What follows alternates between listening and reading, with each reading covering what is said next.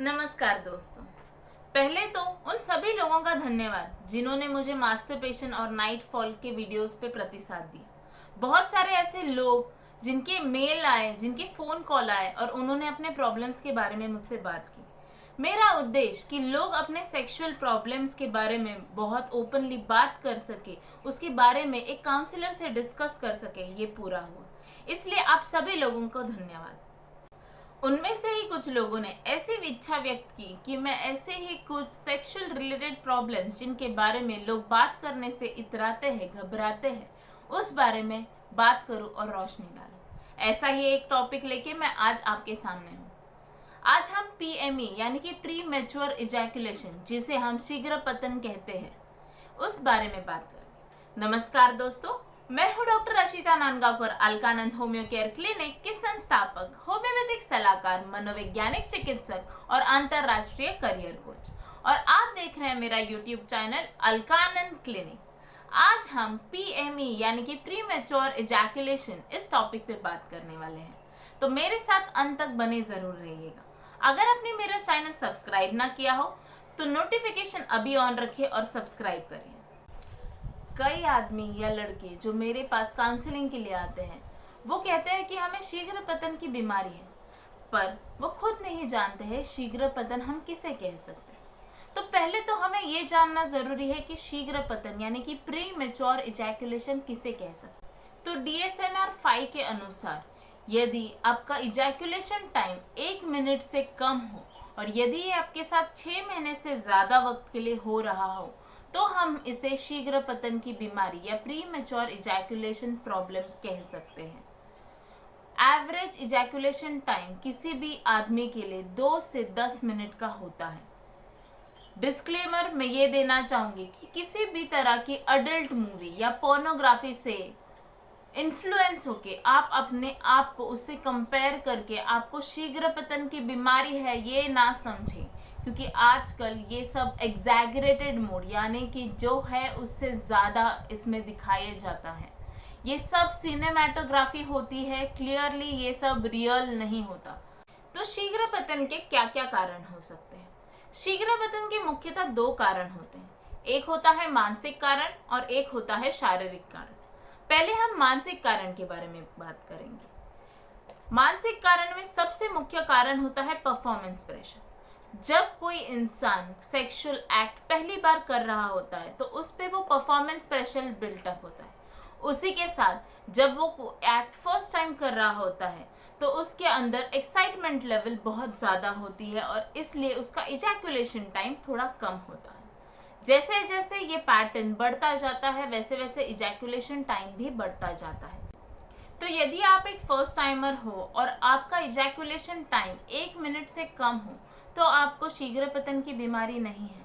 अगर ये सेम सिलसिला आपका कम से कम 6 महीने तक चले तो आपको एक काउंसलर की ज़रूरत है। ज़्यादातर केसेस में ये अपने आप बढ़ता चला जाता है, इजैकुलेशन टाइम नॉर्मल हो जाता है। It is just because of initial excitement, जिसकी वजह से ये टाइम ड्यूरेशन स्टार्टिंग में कम होता है। वैसे ही दूसरा मेंटल कॉज है डिप्रेशन। डिप्रेशन में हमारे सेरोटोनिन लेवल्स कम हो जाते हैं, घट जाते हैं, जिसकी वजह से हमारा सेक्सुअल एक्साइटमेंट भी घट जाता है। हमें सेक्सुअल डिज़ायर जो होता है वो भी कम हो जाता है और उसी की वजह से इजैकुलेशन टाइम जो होता है वो शॉर्ट हो जाता है। तीसरा मुख्य कारण है रिलेशनशिप इश्यूज। रिलेशनशिप इश्यूज यानी कि आपके पार्टनर के और आपके बीच में की कोई भी तरह की मिसअंडरस्टैंडिंग जो अनक्लियर रही हो, या किसी भी तरह का ग्रज हो, या आपको आपका पार्टनर पसंद ही ना हो, तो आपका इजैकुलेशन टाइम अपने आप से कम हो जाता है, क्योंकि वो एक्ट ऑफ ड्यूटी बन जाता है instead of act of love. उसी तरह से चौथा मुख्य कारण जो बहुत लोगों में देखा गया है वो है शारीरिक शोषण। अगर आपको past history of sexual abuse यानी कि शारीरिक शोषण रहा हो, ऐसा कोई पास्ट बैड एक्सपीरियंस रहा हो, तो आप में प्री मैच्योर इजैकुलेशन यानी कि शीघ्र पतन हो सकता है। वैसे ही ड्रग अब्यूज भी एक ऐसा कारण है जिसके वजह से शीघ्र पतन हो सकता है। तो ये हो गए आपके मानसिक यानी कि मेंटल कॉजेस। अब हम बात करेंगे शारीरिक यानी कि फिजिकल कॉजेस के बारे में। शारीरिक कारणों में सबसे पहला कारण और सबसे मुख्य कारण है लैक ऑफ सेंसेशन, यानी कि सेंसेस का कम हो जाना। ये ज़्यादातर उन लोगों में होता है जिनमें डायबिटीज़ या थायराइड की बीमारी हो। उसकी वजह से सेंसेस जो होते हैं वो कम हो जाते हैं और वो उतना महसूस नहीं कर पाते जितना कि एक नॉर्मल इंसान कर पाता है। इसकी वजह से उनका इजैकुलेशन टाइम कम हो जाता है और उनको शीघ्र पतन की बीमारी हो सकती है। वैसे ही दूसरा कारण है इन्फेक्शन। किसी की भी तरह का शॉर्ट ड्यूरेशन इन्फेक्शन या फिर लॉन्ग टर्म ड्यूरेशन इन्फेक्शन, जैसे कि प्रोस्टेटाइटिस हम कह सकते हैं, ऐसे टाइप के इन्फेक्शन में आपका जो इजैकुलेशन टाइम है, जो होल्डिंग टाइम है, वो कम हो जाता है। तो आज की मेरे इस वीडियो में आप सबने जाना कि शीघ्र पतन क्या होता है, उसके मुख्य कारण क्या होते हैं। वैसे ही अगले हफ्ते मेरे साथ बने रहिए ये जानने के लिए कि शीघ्र पतन का इलाज क्या हो सकता है, कैसे होम टिप्स से हम शीघ्र पतन से छुटकारा पा सकते हैं और कुछ ऐसे एक्सरसाइजेस जिसकी वजह से प्री मैच्योर इजैकुलेशन यानी कि शीघ्र पतन में मदद हो सकती है।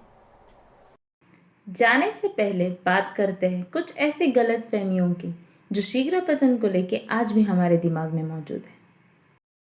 पहला, मास्टरबेशन की वजह से शीघ्र पतन नहीं होता। दूसरा, अल्कोहल पीने से आपकी शीघ्र पतन की बीमारी दूर नहीं हो सकती। तीसरा, शीघ्र पतन आपके बच्चा देने की क्षमता पे किसी भी तरह का प्रभाव नहीं करता। चौथा, शीघ्र पतन की बीमारी से किसी भी तरह की शारीरिक कमजोरी महसूस नहीं होती। और पांचवा, average ejaculation time of main 2 से 5 मिनट तक वेरी करता है। मैं आशा करती हूँ कि आज का ये वीडियो आपके लिए उपयुक्त रहा हो। अगर हाँ तो मुझे कमेंट बॉक्स में ज़रूर बताइएगा। किसी भी तरह की क्वेरी या ऑनलाइन कंसल्टेशन के लिए आप मुझे नीचे दिए गए नंबर पर संपर्क ज़रूर कर सकते हैं। मैं अगले हफ्ते फिर मिलूंगी इसी के सीरीज के साथ, इसी के ट्रीटमेंट के साथ। तब तक के लिए मेरे साथ जुड़े रहे, नोटिफिकेशन ऑन रहे, घर पे रहे, सुरक्षित रहे, स्वस्थ रहे।